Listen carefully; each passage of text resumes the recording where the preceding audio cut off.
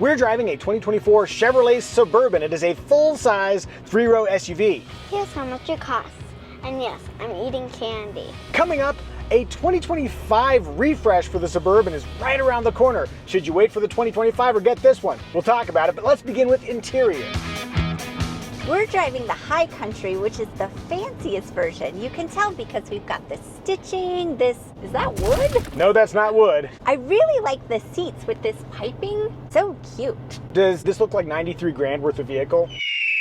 Yeah, when you see the price tag for our as tested, really what you're paying for is volume and then a smear of fanciness on top of that. But we've driven other vehicles in this similar price range that would be more luxurious. The real story here isn't the luxury or the style, it is the functionality. I love all the small storage in here. There's an area for your phone, multiple bottles, a generous sauce pocket, good cup holders that don't interfere with the controls. Dedicated phone zone up here with adjacent power ports. One question we had, what the hell do you do with this? I don't know what you put in here. Well, I think a human hand, attached or not attached, we're not here to judge. What would you guys put in this little nook? Tell us in the comments. The version we're driving, we've got this right here. Check this out.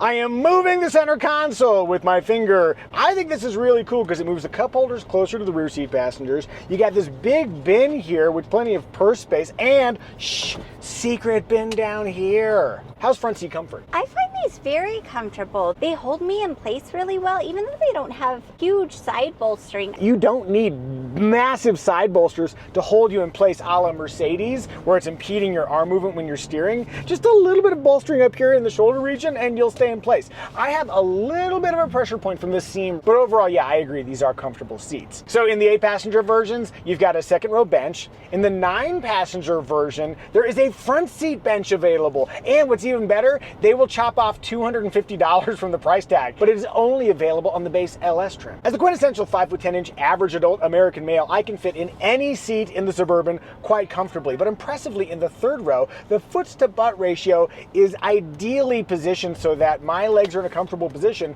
but our daughter can also have her feet on the ground. One wish for that third row, I would love to be able to recline it. I found operating the second row seats, slide, recline, no problem. If you do the double pull to flip the seats down and then forward, the pass-through is gargantuan.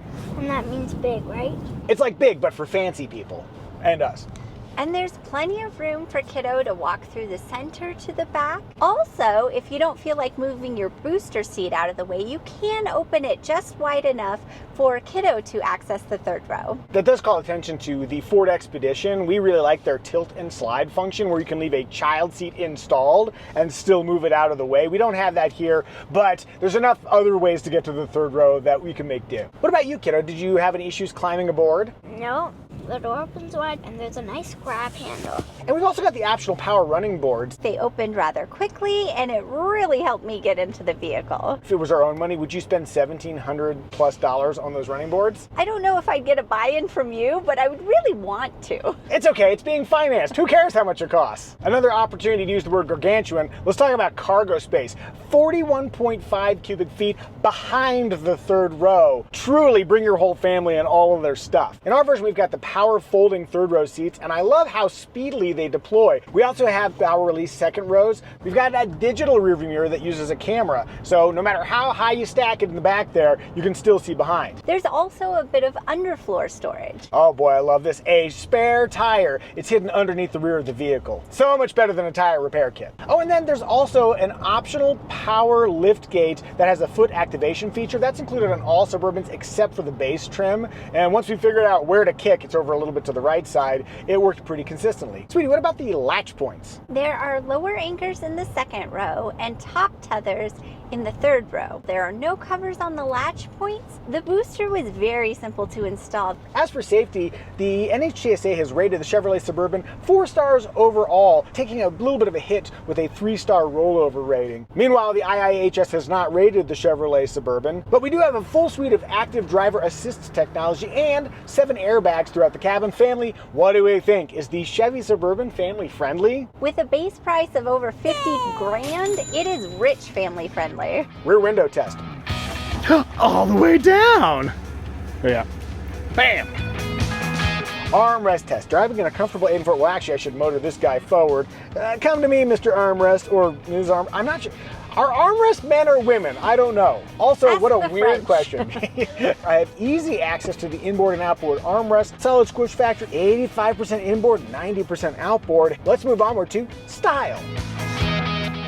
To me, the dominant style of the Chevrolet Suburban is, boy, that's big. When I walked up to it, I could not really think about anything else, except the chrome accents. I did enjoy those. Yeah, I wouldn't have pegged you for a chrome fan. I think it helps kind of break it up. Bigness, while functional, is also part of the mystique of the Suburban. Also, it's the rare vehicle where 22-inch wheels seem pretty proportional. We like the style of the Chevrolet Suburban, but changes are coming. Oh, changes are coming. We'll tell you more about that in just a second. What do you think, though? Do you like the look of the 2024 Chevrolet Suburban? If so, if no, tell us in the comments section. Hey, would you like to see more videos like this where we review cars as a family, plus the occasional helicopter adventure? If you would, you are welcome to subscribe. Let's move onward to In Motion.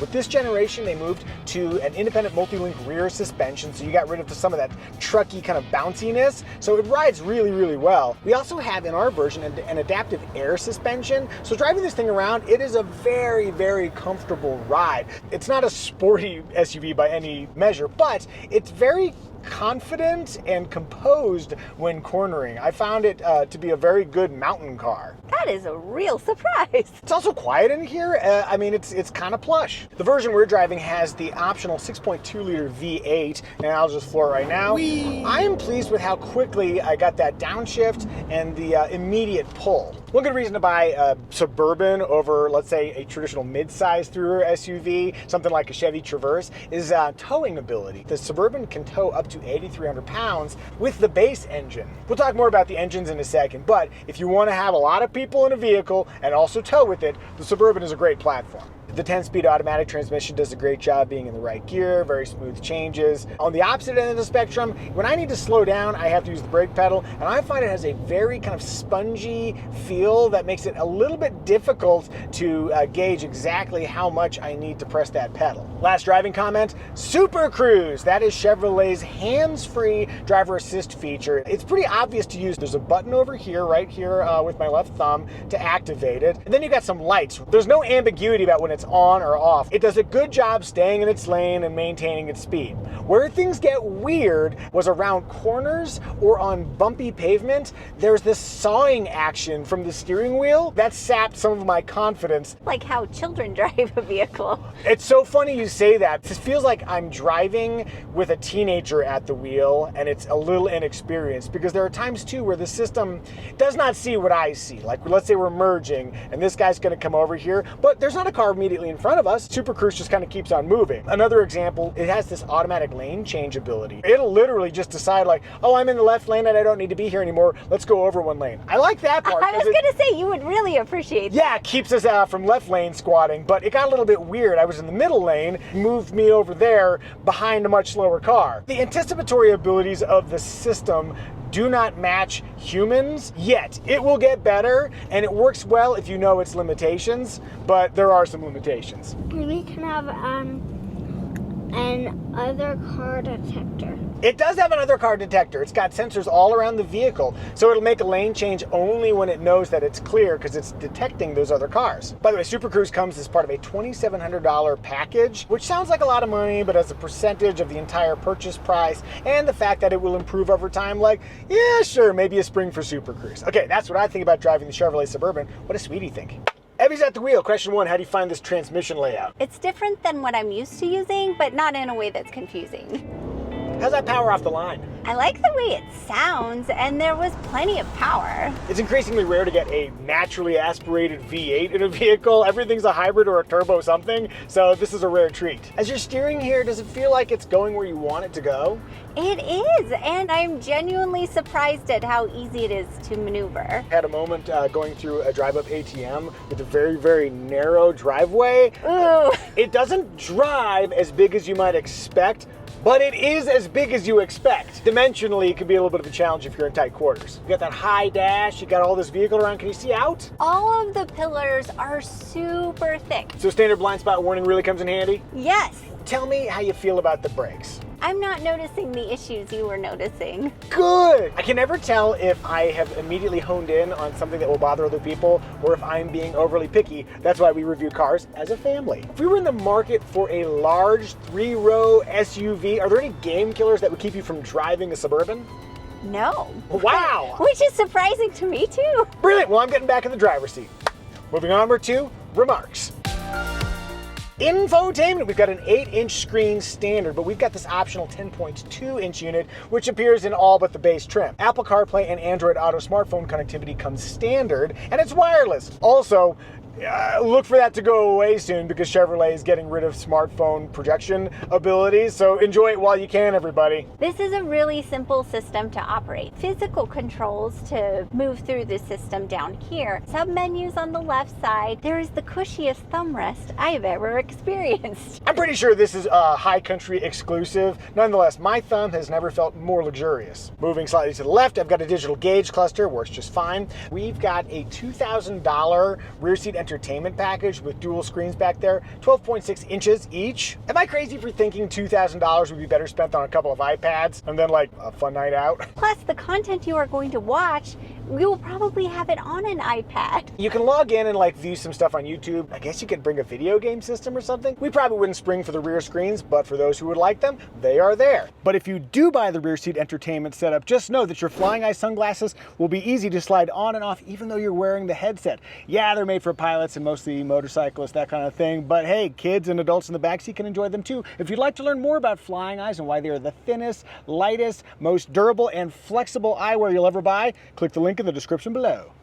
And now let's take a peek under the hood in a test inspired by my buddy Brian. Here's how you get the hood open on a Chevrolet Suburban. There's the dipstick, here's where you pop in the oil, and here is the washer fluid reservoir. And I really like the little pneumatic lifts because it is a very, very tall hood. Now in the beginning of the video, we teased that there is a 2025 Suburban coming soon. Refreshed exterior and interior. A larger infotainment screen. Yes, 17.7 inches. 24-inch wheels available now on the Suburban. My goodness, that's huge. I wouldn't want to have to go tire shopping for those. And then some ride and handling improvements and also a more powerful diesel engine. Here's why you'd want to go with the 2024 model. Your wife just had quintuplets. I need a big SUV now. Okay. Better your wife than his. Oh, thank heavens, yes. Maybe you don't care about bigger wheels and a bigger screen and the updated styling. This opens up a little bit of an opportunity because with the 2025 coming, you can negotiate a better deal. I'll take one of these old 2024s off the lot, but you're going to have to chop a heck of a lot off of that asking price. Conversely, if you want the absolute latest style, you do appreciate a bigger screen, because honestly, when I got in here, I was like, screen's kind of small, then those are fine reasons to get the updated version, especially if you're not in a big rush, because the 2025 model will arrive in the end of 2024. The last thought is that provided you don't overpay for your Suburban because it's the new fresh one, if you can get a decent deal on it, you will enjoy better resale values. But my key takeaway is that the 2024 has the same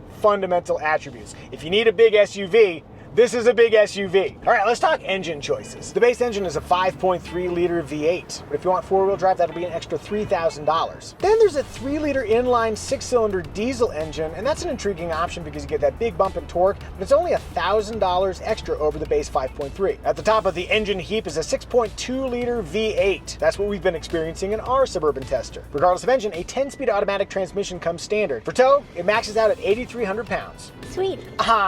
Will you share our trim recommendation? I certainly will, even though you kind of slurred the introduction. I know. No, we're rolling with it. Our trim recommendation is which trim will give you the essential Suburban features you would regret not getting, but at the lowest possible price. We'd suggest the base LS trim. It includes 3-zone climate control, power front seats, USB ports in all 3 rows, a mechanical limited slip rear differential, front and rear parking sensors, smart key access, and all this space. If you're ready to buy a Suburban of your very own, click the Kelley Blue Book pricing link in the description below to see what your current car is worth for trade-in and what you should spend on a Chevrolet Suburban. As for competitors, you could consider the Suburban's platform mate, the GMC Yukon XL. There's also the Jeep Wagoneer L or the Ford Expedition Max. Did we miss any remarks? If so, tell us in the comment section. And now, it is our daughter's time to shine. Child, tell us, what is your favorite feature of the Chevrolet Suburban? My favorite feature is if I could log in, because this is a borrowed car, I can't. There's a TV right here. There's YouTube Kids, and Hulu. Wow. So you want another way to not have to talk to us? Yeah. I understand it. And that was Kiddo's favorite feature. Family, I think we've done a good job reviewing the Chevrolet Suburban. May I have a 5 and a 5? And you, come get your high five. Bam! And now, enjoy our AI-generated Chevy Suburban Synopsis Song. You're rolling with me, got the world in motion. Chevy Suburban